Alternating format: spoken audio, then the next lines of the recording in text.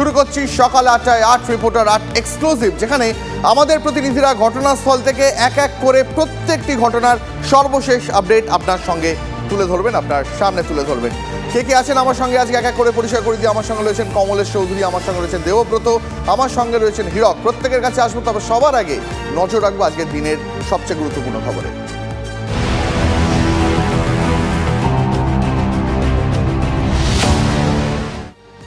বইছে গরম হাওয়া, বাংলা যেন পুরে ঝামা। ৪৭ ডিগ্রি ছুঁয়ে ফের দেশের উষ্ণতম কলাইকুণ্ডা। এপ্রিলে ৭০ বছরের রেকর্ড ভাঙা গরম। শহর কলকাতায় ৪৩-এ তিলোত্তমা, আজ ৪২ ডিগ্রির পূর্বাভাস। শনিবার পর্যন্ত দক্ষিণবঙ্গ জুড়ে তাপপ্রবাহের সতর্কতা। তবে কোনো আশার খবর রয়েছে কি, জানবো সহকর্মী কমলেশ চৌধুরীর কাছ থেকে। কমলেশ, এই গোটা সপ্তাহ তো আমরা তাপপ্রবাহের মধ্যে কাটিয়ে দিলাম, কিন্তু সামনের সপ্তাহে কি কোনো আশার খবর শোনাচ্ছে আলিপুর আবহাওয়া দপ্তর? দেখো, গতকাল পর্যন্ত যে তাপপ্রবাহ দক্ষিণবঙ্গ তো বটেই, উত্তরবঙ্গের 3 জেলাতেও ছিল, সেই তাপপ্রবাহ আজও থাকছে। আজও এর থেকে খুব একটা নিষ্কৃতি নেই, কারণ বলা যায় শুকনো হাওয়ার মানে নিরঙ্কুশ সংখ্যাগরিষ্ঠতা, যে শব্দটা নিয়ে কদিন পরে খুব আলোচনা হবে, সেটা যেন গরম একচ্ছত্র আধিপত্য দেখাচ্ছে। জলীয় বাষ্প একেবারে তলানিতে, মানে শীতকালে যেরকম শুকনো থাকে তার থেকেও বেশি শুকনো এখন কলকাতার হাওয়া। এই অবস্থাটা আগামী শনিবার পর্যন্ত চলবে। তবে 2 তারিখের পর, অর্থাৎ কালকের পর থেকে তাপপ্রবাহের যে তেজ, যেটা তীব্র তাপপ্রবাহ চলছে, সেই তেজটা আস্তে আস্তে কমতে শুরু করবে। শনিবারের পর তাপমাত্রা 40 ডিগ্রির নিচে, যেটা প্রায় 17 তারিখ বা 16 তারিখ থেকে বাংলার বিভিন্ন জায়গায় 40+ টেম্পারেচার রয়েছে। আশা করা যাচ্ছে শনিবারের পর 40-এর নিচে অনেক জায়গায় তাপমাত্রা নামতে শুরু করবে।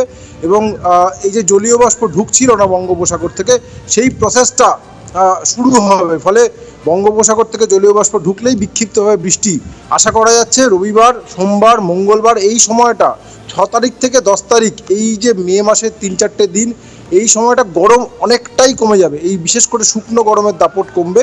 ভ্যাপসা গরম হয়তো একটু বাড়তে পারে, কিন্তু বৃষ্টি বাদলা ফিরবে। যে বৃষ্টি বাদলা আমরা মার্চ মাসে অনেক দিন দেখেছি, সেই বৃষ্টি বাদলার ফেজ আবার ফিরে আসবে। রোববার, সোমবার, মঙ্গলবার দক্ষিণবঙ্গের বিভিন্ন জায়গায়, একই সঙ্গে উত্তরবঙ্গের বিভিন্ন জায়গাতেও বৃষ্টির সম্ভাবনা তৈরি হচ্ছে। অবশেষে সেই অনুকূল পরিস্থিতি, কিন্তু তার আগে শনিবার পর্যন্ত আমাদের কিন্তু গরম সইতে হবে। তার বেশ আপাতত আমাদের সঙ্গে থাকো। এরপরে আমি যাব সহকর্মী দেবব্রতর কাছে, কারণ দেবব্রত যেখানে দাঁড়িয়ে রয়েছে সেই মেদিনীপুরের কলাইকুণ্ডা গোটা ভারতবর্ষের মধ্যে সব রেকর্ড ভেঙে দিয়েছে। উষ্ণতম শহর, রাজ্য নয়, আরেকবার বলছি, গোটা রাজ্য নয়, গোটা দেশের মধ্যে উষ্ণতম। রাজস্থানকে পিছনে ফেলে দিয়েছে কলাইকুণ্ডা তাপমাত্রা। দেবব্রত, কি পরিস্থিতি সেখানে? মানুষ কিভাবে এই গরমের মোকাবিলা করছেন? দেখো, একদমই যা অবস্থা মেদিনীপুর সহ কলাইকুণ্ডায় যা অবস্থা, তা কিন্তু মানুষ বাড়ির বাইরে বেড়াতে ভয় পাচ্ছে, কিন্তু কাজের তাগিদে তাদেরকে বাড়ির বাইরে বেড়াতে হচ্ছে। সকাল 8টা এখন ঘড়ির কাঁটায়, কিন্তু এখনই তাপমাত্রা প্রায় 38 ডিগ্রির কাছাকাছি চলে গেছে। এই তাপমাত্রাটা ক্রমশ বাড়বে, এবং গতকালকে যেমন দেখা গিয়েছিল যে 47.8 ডিগ্রি সেন্টিগ্রেড তাপমাত্রা, ঠিক আর আজকেও কিন্তু সেই পরিস্থিতি হতে পারে বলেই জানাচ্ছেন এখানকার আবহাওয়াবিদরা। বিদ্যাসাগর বিশ্ববিদ্যালয়ের যিনি আবহাওয়া দপ্তরের অধ্যাপক, তার সাথে আমরা কথা বলছিলাম। তিনি বলছেন যে এই ওয়েদার বা এই আবহাওয়া কিন্তু আগামী কয়েকদিনও থাকবে, তার ফলে সমস্যায় পড়তে হতে পারে সাধারণ মানুষকে। সাধারণ মানুষ এই সমস্যাকে সাথে নিয়েই কিন্তু কাজ করে যাচ্ছে, এবং তার ফলে সকাল সকাল যাদের কাজ 10টার পরে, তারা 10টার মধ্যে কাজ সেরে নেওয়ার চেষ্টা করছে। এবং দুপুরবেলাটা বাড়িতে থাকার জন্য প্রশাসনের পক্ষ থেকেও জানানো হচ্ছে যে বিশেষ প্রয়োজন ছাড়া যাতে বাড়ির বাইরে না বের হয় কেউ, সেটা কিন্তু একটা নির্দেশিকা জারি করছে বলা যেতে পারে প্রশাসনের পক্ষ থেকে। এমনিতেই লাল সতর্কতা জারি রয়েছে, তার ফলে কিন্তু প্রশাসনের পক্ষ থেকে বিভিন্নভাবে প্রচার করা হচ্ছে যাতে এই প্রচণ্ড দাবদাহে বাড়ির বাইরে না বেরোয় সাধারণ মানুষ বিশেষ প্রয়োজন ছাড়া। দীপ, দেবব্রত, তুমি সাবধানে থাকো এবং অসংখ্য ধন্যবাদ তোমাকে সব আপডেটের জন্য। আমার আরেক সহকর্মী হীরক রয়েছেন। হীরক, বাঁকুড়াতে যেমনটা তুমি প্রায় প্রত্যেক দিনই যতক্ষণ তোমার সঙ্গে কথা হচ্ছে তুমি বলছো যে একে তো এরকম গরম, তার মধ্যে জলের সমস্যা, সেই সমস্যা মেটার কোনো সুরাহা, কোনো ইঙ্গিত কি সাধারণ মানুষের কাছে পৌঁছেছে এখনো পর্যন্ত?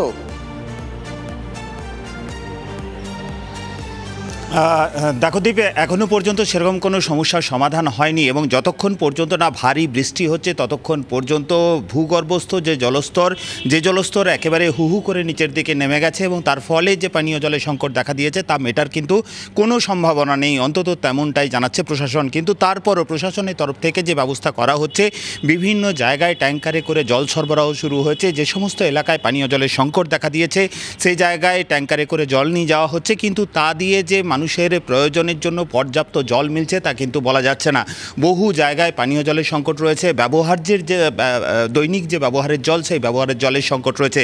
কারণ এই দৈনিক ব্যবহারের জলের একটা বড় অংশ মেটায় পুকুর, নদী, নালা, খাল, বিল, সেগুলি এখন একেবারে শুকিয়ে কাঠ। একদিকে প্রবল গরম, গতকালও বাঁকুড়ার তাপমাত্রা ছিল 45.1 ডিগ্রি সেলসিয়াস, অর্থাৎ কলাইকুণ্ডা থেকে কিছুটা কম হলেও কিন্তু প্রবল এই দাবদাহ, সেই দাবদাহে কিন্তু কার্যত প্রাণ ওষ্ঠাগত বাঁকুড়ার মানুষের। বেলা এখন 8টা বাজে এবং 8টার মধ্যেই কার্যত দেখা যাচ্ছে যে একেবারে গলদঘর্ম অবস্থা। সকাল 6টা থেকে রোদ উঠে আসছে মাথার ওপরে, গনগনে সূর্যের তাপ, আর সেই তাপে সকাল 10টার পরে বাড়ির বাইরে পা রাখা কার্যত অসাধ্য হয়ে উঠছে মানুষের। কিন্তু তারপরও মানুষকে কাজের প্রয়োজনে, নিত্যদিনের প্রয়োজনে তাদের বাড়ির বাইরে পা রাখতে হচ্ছে। প্রশাসনের তরফ থেকে বিভিন্ন জায়গায় মাইকিং করা হচ্ছে। এই পরিস্থিতিতে সবথেকে আশঙ্কাজনক যেটা, সেটা বিভিন্ন জঙ্গলে দেখা যাচ্ছে যে দাবানলের মতো পরিস্থিতি তৈরি হচ্ছে, যাতে এই ধরনের পরিস্থিতি তৈরি। আপাতত সঙ্গে থাকো। আর এই যে রাজ্যের খবর তো আপনাদের দেখালাম, বিভিন্ন জেলা দেখালাম, বাঁকুড়া দেখালাম, আপনাকে মেদিনীপুর দেখালাম, কিন্তু আমাদের এই শহর কলকাতা তো মাত্রা ছাড়া গরম। এপ্রিলে 70 বছর পর, হ্যাঁ 10, 15, 20 নয়, 70 বছর পর 43 ডিগ্রির পারদ ছুঁল কলকাতা। 1954 পর এপ্রিলে এত গরম আলিপুরে এবার। গ্রীষ্মে 22 বছর পর 43 ডিগ্রি ছুঁল কলকাতার পারদ। 2002 সালের মে মাসের শেষবার 43 ডিগ্রি গরম আলিপুরে। গতকালকে নিয়ে নবমবার 43 ডিগ্রির ঘরে শহর কলকাতা। আজ তাপমাত্রা 42 ডিগ্রির আশেপাশে থাকার ইঙ্গিত।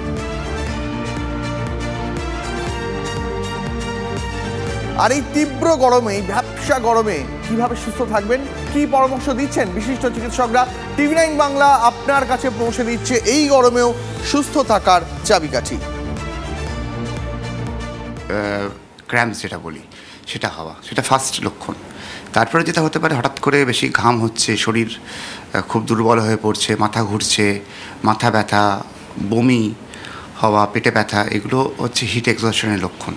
সেখান থেকে পেশেন্ট মানুষ অ্যাবনর্মালি বিহেভ করতে পারে, মানে হয়তো পুরো কনফিউজ হয়ে গেল, কথাবার্তার কোনো রকম সংলগ্ন থাকছে না, সেগুলো প্রথম হিট এক্সহশনের লক্ষণ।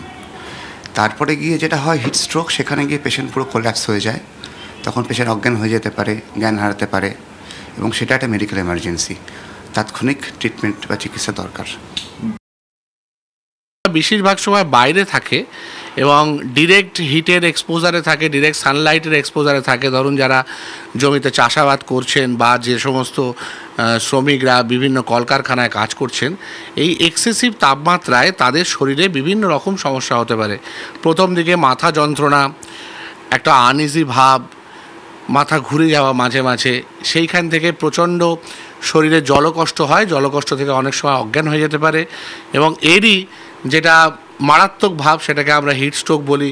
সেটাতে অনেক সময় বয়স্ক মানুষের বা বিভিন্ন অসুখে যারা অসুস্থ তাদের মৃত্যু পর্যন্ত হতে পারে, এমনকি একদম কোনো অসুখ নেই এমন মানুষেরও প্রাণহানির সম্ভাবনা তৈরি হয়। প্রিকশন মূলত প্রিভেন্টিভ, মানে সবচেয়ে ভালো হয় যদি আমি ডিরেক্ট হিট এক্সপোজারে না যাই, ঠান্ডা জায়গায় থাকি, ছায়া জায়গায় থাকি।